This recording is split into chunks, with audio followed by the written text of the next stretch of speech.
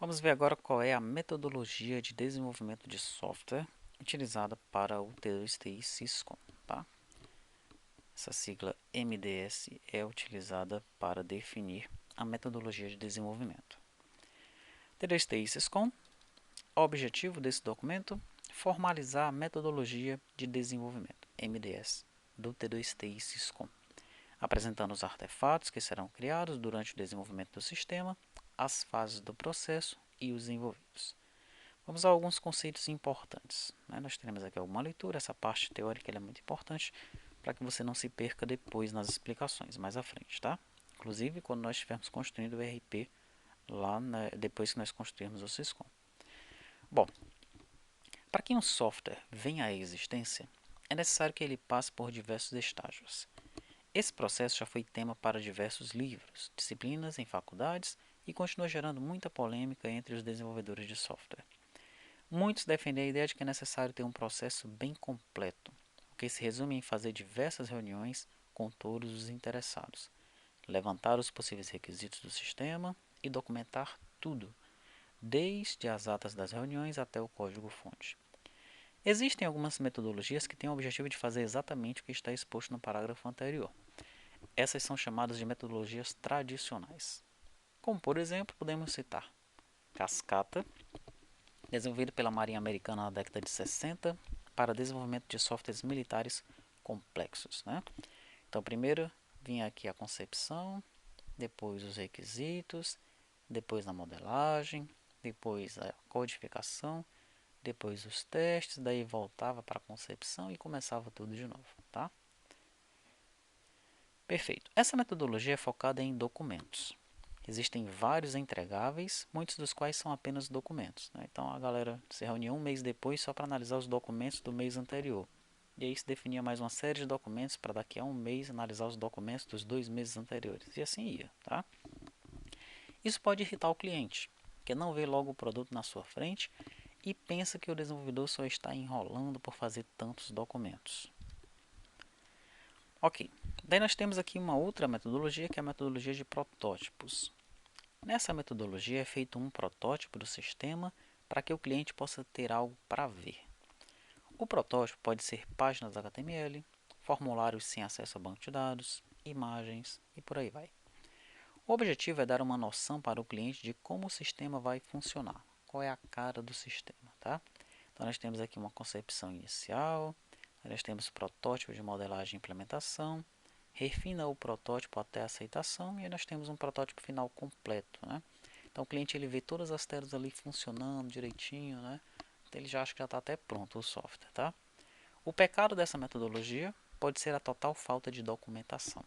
Você vai só fazendo as telas e o cliente vai gostando. Põe um campo aqui, não, muda isso daqui de produto para, sei lá. Ele vai mudando os labels, vai colocando os edits nos lugares que ele deseja, vai mudando a cor da tela. Você pode até fazer junto com o cliente aí, não tem problema, E de repente ele vai, inclusive, entender que o sistema já está pronto. Só que nesse processo, você não vai ter documentação quase que nenhuma, quase zero de documentação. Esse é o maior pecado dessa metodologia, tá? O outro problema é esse que eu já mencionei algumas vezes, Depois que o cliente definir que está tudo certo com base no protótipo, pode ter a falsa noção de que está faltando muito pouco para se concluir o sistema, visto que ele já viu as telas. E isso, em alguns casos, vai estar muito longe da verdade, Então nós temos o RUP, Rational Unified Process, é um processo que fornece uma metodologia disciplinada de desenvolvimento utilizando um conjunto de ferramentas, modelos e entregáveis. Essa metodologia pertence à IBM. A RUP utiliza o ML para definir os requisitos e criar todos os artefatos para a documentação. Então está aqui. Nós vamos ter aqui um plano inicial, temos aqui um modelo de negócio, tá? Aí desse planejamento nós entramos nesse ciclo. É um ciclo de requerimentos que vai para análise e design, implementação, avaliação, é isso dentro desse ambiente aqui. Disso aqui vem para os testes e para o deployment, que é para colocar o sistema aí em produção. E aí o ciclo começa de novo, tá? Ao trabalhar com o RUP, a empresa desenvolvedora do software precisa estar preparada para criar uma gama extensa de documentação. É muita coisa, viu? São muitos artefatos, muitos documentos diferentes, enfim. Pode acontecer até de você criar uma série de documentos depois só para serem descartados, né? Porque às vezes, nesse levantamento de requisitos, entre o levantamento de requisitos e a implementação, algumas coisas são compreendidas de forma equivocada, né? Outras coisas são alteradas, né? Então, o caminho é alterado, né? E aquela documentação toda, aquele esforço, né, realizado, ele meio que é perdido, tá? Uma parte desse esforço. Acreditamos que o maior problema dos métodos tradicionais é o esforço para predizer tudo que o software terá. Nesse esforço, perde-se bastante tempo em reuniões e documentos desnecessários. Veja que esse desnecessários aí está entre aspas, né? A grande maioria desses documentos nunca serão lidos, né? Só vão servir para fazer volume, e é verdade, tá? A equipe do State tem a visão do parágrafo anterior, né? Então, houve uma evolução das metodologias de desenvolvimento, né? Surgiram as metodologias ágeis, tá? Se você buscar por ofertas de emprego, não só no Brasil, mas nos Estados Unidos, no Canadá, na Austrália, na Europa, né, Inglaterra, Irlanda, Portugal, você vai ver que muitas dessas ofertas de trabalho, né, vamos dizer, para um desenvolvedor Java, para um desenvolvedor .NET, né, eles colocam lá, tem alguma experiência em metodologia ágil, tá? Então as empresas elas estão quase que todas se voltando aí para essa metodologia ágil, tá? Empresas maiores, né, como o Banco do Brasil, por exemplo, que tem, sei lá, centenas de desenvolvedores ou milhares de desenvolvedores, essas empresas podem até utilizar o modelo tradicional em alguns projetos, mas elas já estão também utilizando o modelo ágil, tá? Então, as empresas estão se voltando para o modelo ágil, né? Porque ele costuma ser dinâmico, tá? Como nós vamos ver aqui agora algumas explicações em relação a esse modelo. Nós temos aqui o XP, Extreme Program, metodologia ágil para equipes pequenas e médias que irão desenvolver software com requisitos vagos e em constante mudança.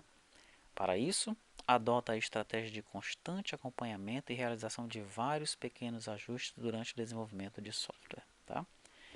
Dentre as variáveis de controle em projetos, custo, tempo, qualidade e escopo, há um foco explícito em escopo. Para isso, recomenda-se a priorização de funcionalidades que representem maior valor possível para o negócio. Desta forma, caso seja necessária a diminuição do escopo, as funcionalidades menos valiosas são adiadas ou canceladas.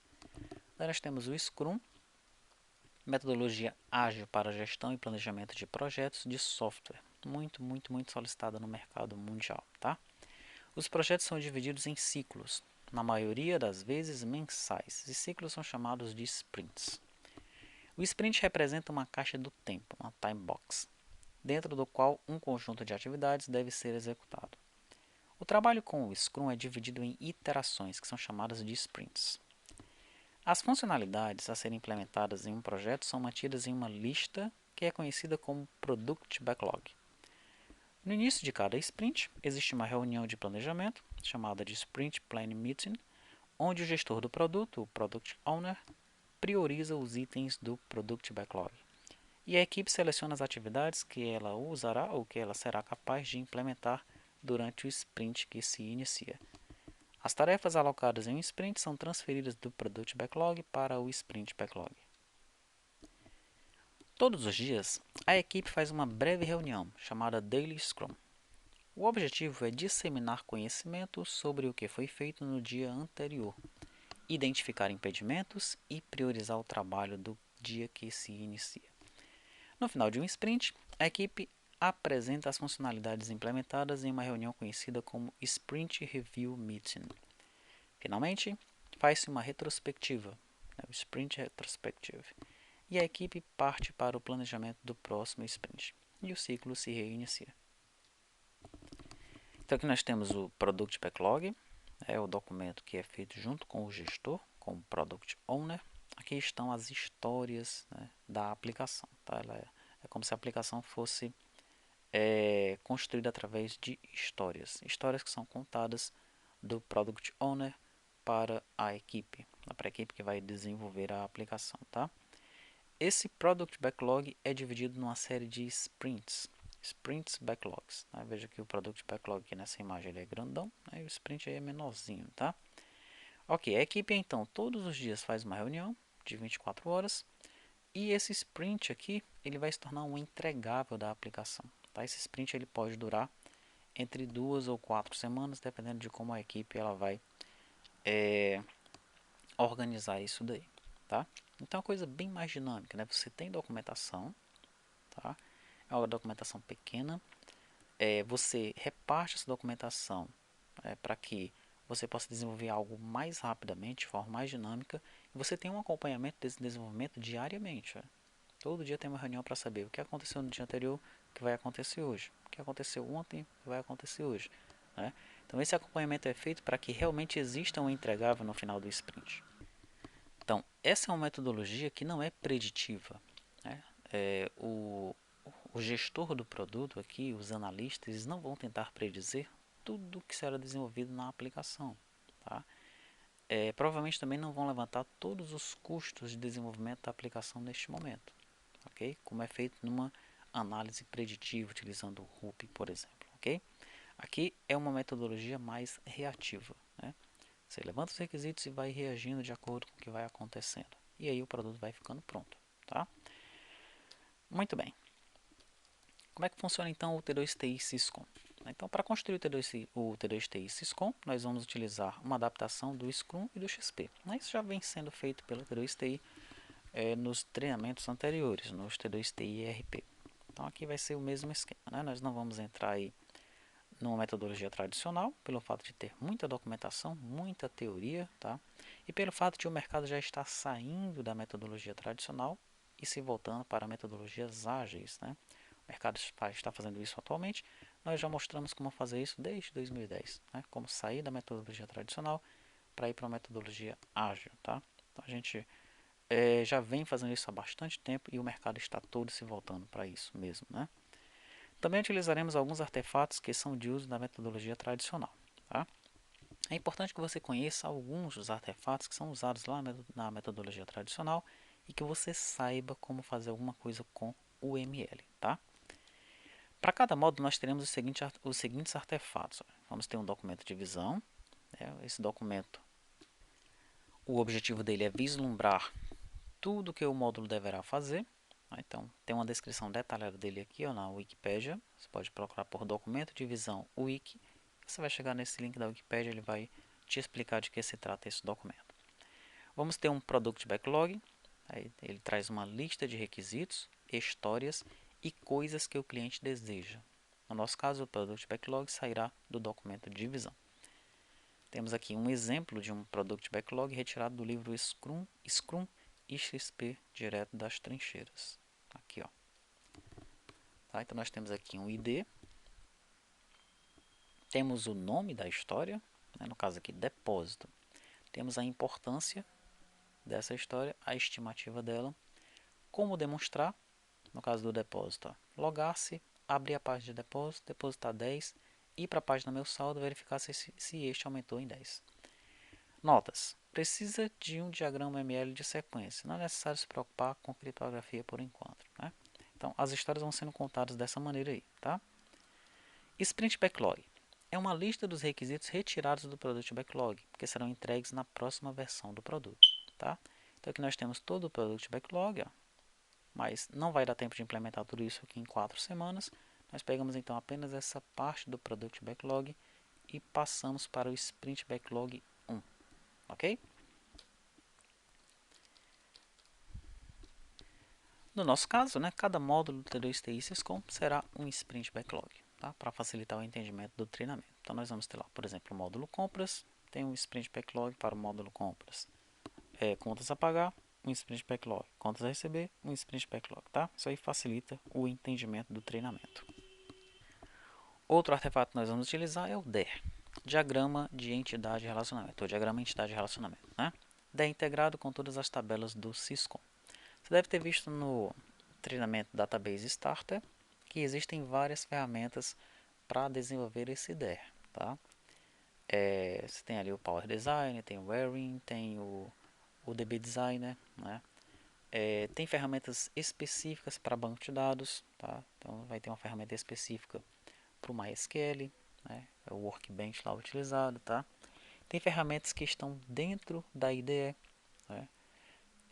Por exemplo, no Visual Studio você já pode utilizar uma ferramenta que já gera as classes. Você pode primeiro criar as classes e das classes, né, ele vai gerar a modelagem, já vai criar o banco de dados, né, que é o Code First, ok? Então, dependendo de como você vai desenvolver a aplicação, de qual ferramenta você vai utilizar, de qual linguagem você vai utilizar, tá? É melhor que você utilize uma ferramenta mais voltada para ela, né? Então, no caso da aplicação desenvolvida para o C Sharp, de repente é melhor criar as classes e com o Code First analisar, ver a modelagem, ele cria a modelagem e depois já criar o banco de dados em cima disso daí, ok? No entanto, né, nós vamos modelar utilizando mesmo o DB Designer, tá? Que ele já vem com código-fonte, se você quiser você pode alterar ele, tá? Porque o objetivo aqui é você conhecer, você entender o conceito da modelagem do banco de dados relacional. Tranquilo? No ERP, né, quando nós concluirmos o Syscom e partirmos para o ERP, nós vamos também utilizar banco de dados no SQL. Tá? São aqueles bancos de dados que não são relacionais. Mas aqui, utilizando o DB Designer, né, o importante aqui não é a ferramenta. O importante será você entender como pegar aqueles requisitos e converter aqueles requisitos em tabelas, em relacionamentos, como você modelar um banco de dados relacional com base nos requisitos que você levantou, tá? Então, só frisando, o objetivo principal neste momento aqui da modelagem de criar o DER não é aprender a usar uma ferramenta. As ferramentas existem aos montes aí, ok? O objetivo é você entender como modelar o banco de dados, tá? E é isso, né? Essa então será a nossa metodologia de desenvolvimento do sistema, né, que nós utilizaremos aqui para o Syscom.